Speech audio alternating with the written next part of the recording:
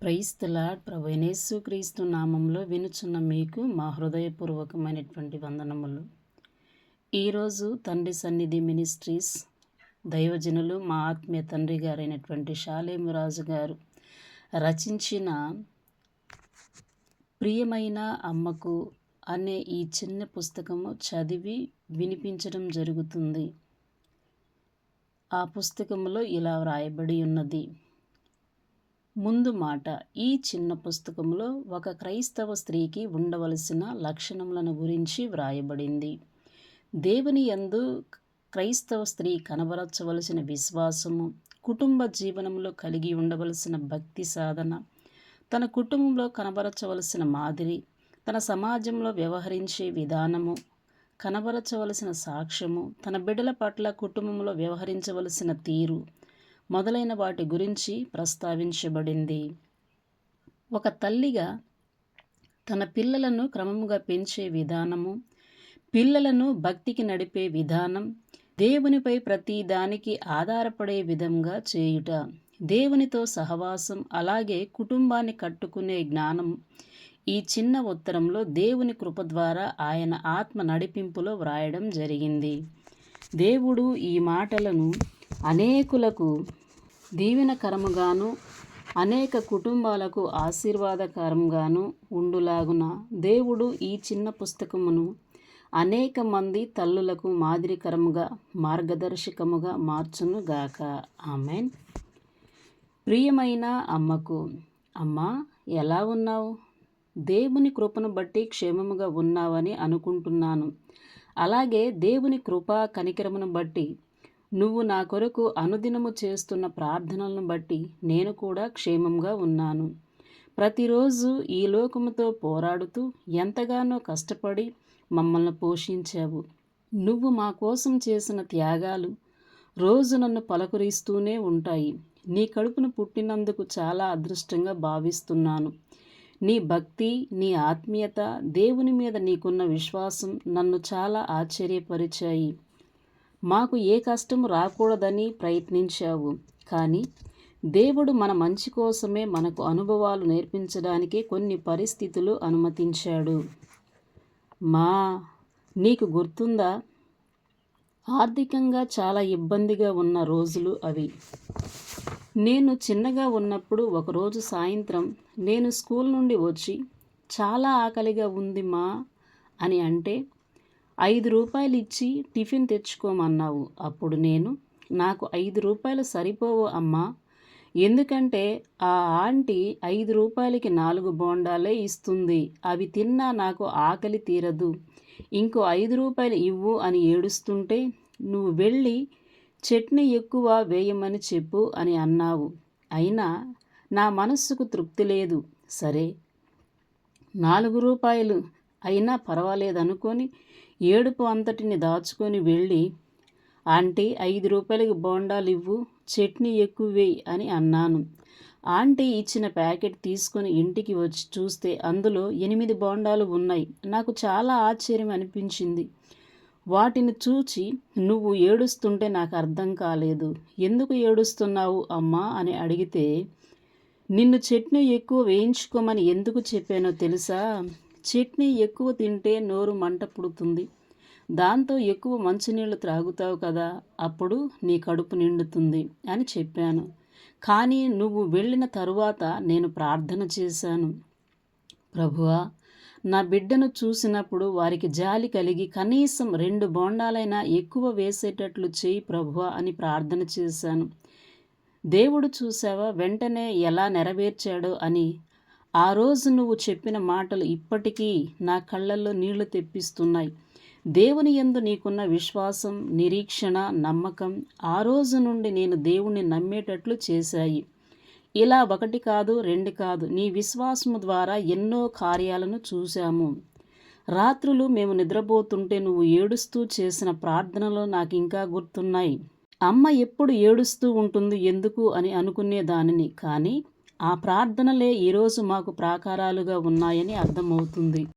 చిన్నప్పుడు సెలవులకి అందరూ అమ్మమ్మ వాళ్ళ ఊరికి వెళుతుంటే మా అమ్మ ఏంటి దేవుని మందిరానికి తీసుకువెళుతుంది, నేను కూడా అమ్మమ్మ వాళ్ళ ఊరికి వెళితే బాగుండు కదా అని బాధపడేదాన్ని. కానీ ఆ సెలవులలో దేవుని మందిరంలో నేను దేవుణ్ణి కలుసుకున్న ఆ మధురానుభూతులను ఎన్నటికీ మర్చిపోలేను.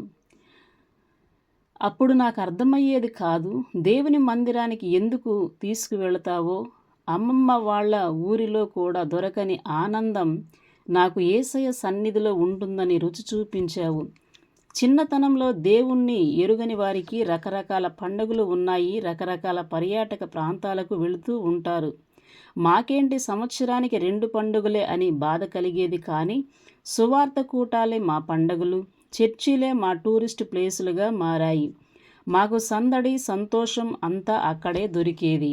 అమ్మా, ఏది కావాలన్నా యేసయ్యనే అడగాలి అని ప్రతిదానికి దేవుని మీద ఆధారపడడం నేర్పించావు. నువ్వు మాకు భక్తి నేర్పించావు, దేవుని భయం నేర్పించావు, దేవుని కోసం త్యాగము చేయడం నేర్పించావు, దేవుని కోసం బ్రతకడం నేర్పించావు, దేవుని సేవలో ప్రయాసపడడం నేర్పించావు. మాటల కంటే ముఖ్యంగా నీ బ్రతుకు ద్వారానే మాకు మాదిరిని నేర్పించావు. నువ్వు ఎప్పుడూ మాకు కాఠిన్యాన్ని నేర్పించలేదు, దాచుకోవడం నేర్పించలేదు, ఉంచుకొని లేదని చెప్పడం నేర్పించలేదు. మనకు ఉన్న దాంట్లోనే ఇతరులకు పెట్టడం నేర్పించావు. నలుగురు తింటుంటే చూసి సంతోషించడం నేర్పించావు. త్యాగ గుణం నేర్పించావు, దానగుణం నేర్పించావు, దేవుణ్ణి ప్రేమించడం నేర్పించావు. ఆ రోజు నాకు తెలియలేదు, ఈ లోకంలో ఏ అమ్మ ఇవ్వని ఆస్తి, ఇహమందు పరమందు కూడా తరగని ఆస్తి అయిన యేసయ్యను ఇచ్చావని. ఆత్మీయ జీవితంలో పడిపోతుంటే మమ్మల్ని బలపరిచి నిలవబెట్టావు. నువ్వు కేవలం భౌతికంగా మాత్రమే అమ్మవు కాదు, మమ్మల్ని ఆత్మీయంగా నడిపించిన మా ఆత్మీయ తల్లివి కూడా. కొందరిలాగా స్టేజీల మీద నిలబడి ప్రసంగాలు చేయకపోయినా నీ జీవితం ద్వారానే క్రీస్తును ప్రకటిస్తూ అనేక ఆత్మలను ప్రభువు కొరకు సంపాదించగలిగావు. ఈరోజు మా బ్రతుకులు 10 మందికి దీవెనకరంగా ఉన్నాయంటే మొదట దేవుని కృప, తర్వాత నువ్వు మాకు నేర్పిన భక్తి, నువ్వు చేసిన ప్రార్థనలు. అమ్మా, నిజంగా చెప్తున్నాను, నువ్వు మాకు అమ్మలా కనిపించలేదు, ఒక దైవజనురాలిలా కనిపిస్తావు. దేవుణ్ణి నమ్ముకున్న ఒక స్త్రీ ఎలా ఉండాలి అని ఎవరైనా అడిగితే నేను మాత్రం నిన్నే చూపిస్తాను. నిజంగా నీలాంటి అమ్మను దేవుడు మాకు ఇచ్చినందుకు నా హృదయం ప్రతిరోజు ఆనందంతో గంతులు వేస్తుంది. నువ్వు ఇంత ఆత్మీయురాలిగా ఉండి కూడా నేను నా బిడ్డలకు సరైన మాదిరిగానే ఉన్నానా, దేవుని చిత్తాన్ని చేస్తున్నానా అని ప్రతి విషయంలో నిన్ను నువ్వు పరిశీలించుకొని సరిచేసుకుంటావు చూడు. అది నాకు చాలా నచ్చుతుంది. ఇది నాకెలా తెలుసు అని అనుకుంటున్నావు కదా, నేను నిన్ను అన్ని విషయాలలో గమనిస్తూనే ఉంటాను అమ్మా. ఎందుకంటే నీలోని లోపాలను చూపించడానికి కాదు, నీలాగా నేను కూడా బ్రతకడానికి. ఈరోజు లోకంలో ఉన్న పిల్లల్ని చూస్తుంటే వారికి కూడా మా అమ్మ లాంటి అమ్మ ఉంటే బాగుండు కదా అని అనిపిస్తుంది. అలాగే నా కుటుంబాన్ని కట్టుకున్నాను, ఇక చాలులే అని అనుకోకుండా అనేకులకు క్రీస్తును పరిచయం చేస్తూ క్రీస్తు ప్రేమను క్రియలలో చూపుతున్న నీ జీవితం ఎందరో అమ్మలకు మాదిరి. నిన్ను బట్టి సమస్త మహిమ మన దేవునికి చెల్లునుగాక. ఇట్లు నీ ప్రియమైన కన్నబిడ్డ. ఇది చదువుతున్న నా ప్రియ అక్క, చెల్లి, నీ పిల్లలు నీ గురించి ఇలా సాక్ష్యం ఇవ్వగలరా? దావీదు తల్లి గురించి బైబిల్లో ఎక్కడా చెప్పబడలేదు, ఆమె ప్రవక్తిని కూడా కాదు. కానీ దావీదు నీ సేవకురాలి కుమారుని అని కీర్తనలు 86:16 మరియు 116 కీర్తన 16 వచనంలో అంటాడు. అలాగే హన్నా కూడా షీలోహులోని దేవుని మందిరంలో ప్రార్థిస్తూ నీ సేవకురాలనైన నన్ను అని అంటుంది. అదేంటి, హన్నా దేవుని సేవ చేసినట్లు బైబిల్లో ఎక్కడా లేదు కదా, మరి హన్నా దేవుని సేవకురాలు ఎలా అవుతుంది? అంటే వాళ్ళు ప్రవచింపకపోయినా వారి భక్తి జీవితాన్ని బట్టి, ప్రవర్తనను బట్టి, దేవుని యందు వారికి ఉన్న విశ్వాసాన్ని బట్టి వారు దేవుని సేవకురాలుగా పిలువబడ్డారు. అపోస్తలుడైన పౌలు శిష్యుడిగా పిలువబడిన తిమోతి అవ్వ అయిన లోయిలో ఉన్న దేవుని యందలి విశ్వాసము తన కుమార్తె అయిన యూనీకేను దైవికమైన భక్తిలోనికి నడిపించింది. యూనికేలో ఉన్న విశ్వాసము తిమోతిని ప్రభావితము చేయడం అనేది మనం లేఖనంలో చూస్తాము. 2 తిమోతి పత్రిక 1:5లోను, అపోస్తల కార్యం 16వ అధ్యాయం 1 వచనంలోను వారి భక్తి వారి పిల్లల మీద ప్రభావం చూపించింది. తల్లిని బట్టి దావీదు దేవుని మీద ఆధారపడడం నేర్చుకున్నాడు. యేసుక్రీస్తు వంశావళిలో చేర్చబడి దావీదు కుమారుడైన యేసు అని అనిపించుకునేంత స్థానాన్ని సంపాదించుకున్నాడు. అలాగే సమూయేలు చిన్న వయసు నుండే దేవుని సన్నిధిలో ఎదిగి రాజులనే శాసించే ప్రవక్త అయ్యాడు. అంతేగాక ఆత్మీయ జీవితంలో మొదట పిల్లవానిగా ఉన్న తిమోతి క్రమేణా ఎదిగి పౌలుతో జతపనివాడయ్యాడు. అంటే అపోస్తుల స్థాయిని చేరి అంతటి సేవను చేశాడు. ఓ తల్లి, ఏదో కొద్దిపాటి కష్టం రాగానే అవిశ్వాసిగా మాట్లాడవద్దు. ఏ కష్టం రాకూడదు అని ప్రార్థించకు. ఏ కష్టం వచ్చినా తట్టుకునే శక్తిని ఇవ్వమని ప్రార్థించు. కష్టాల వెనుక ఉన్న దేవుని ఉద్దేశం ఏమిటో గుర్తించు. నీ ముఖంలో చిరునవ్వును పోనివ్వకు. నువ్వు ఎదుర్కొంటున్న ఈ శ్రమానుభవం ద్వారా నీకే కాదు, నీ పిల్లలకు కూడా సరిపోయినంత దీవెన దేవుడు సిద్ధపరిచి ఉంచాడు. ఈరోజు నువ్వు పడుతున్న ఈ శ్రమానుభవం నీ పిల్లలకు మంచి పాఠం అని మర్చిపోవద్దు. ఏ కష్టం లేకుండా నీ పిల్లలు సంతోషంగా ఉంటే వారు భ్రష్టులయ్యే అవకాశము ఉంది. నువ్వు పడుతున్న కష్టాలు నీ పిల్లలు చూసినప్పుడు వారికి విలువలు తెలుస్తాయి. వినయాన్ని నేర్చుకుంటారు, దీనత్వాన్ని నేర్చుకుంటారు. శ్రమలు పిల్లల్లో మంచి వ్యక్తిత్వాన్ని తీసుకొని వస్తాయి. చాలామంది తల్లిదండ్రులు వారి కష్టాలు వారి పిల్లలకు తెలియకూడదు అని అనుకుంటారు. అది చాలా తప్పు.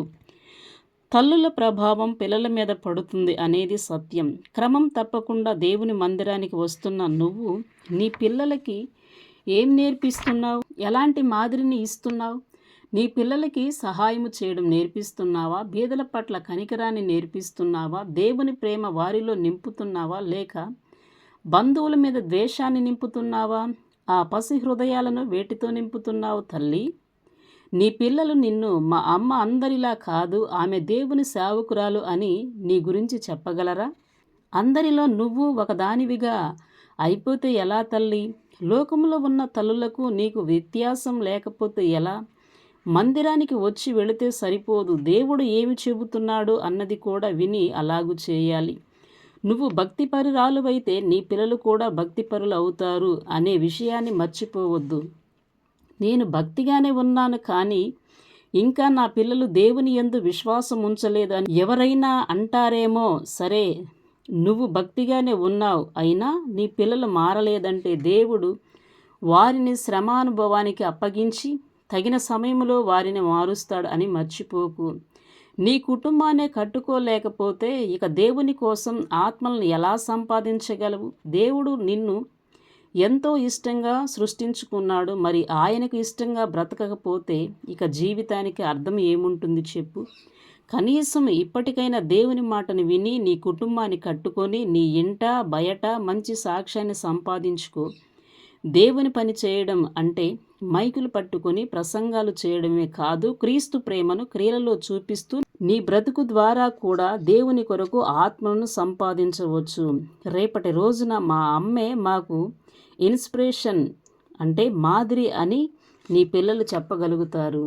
స్త్రీ అంటే ఇలా ఉండాలి అని అన్య సమాజం నీ గురించి సాక్ష్యం ఇవ్వగలగాలి. సరేనా? కృప కలుగునుగాక. ఆమెన్.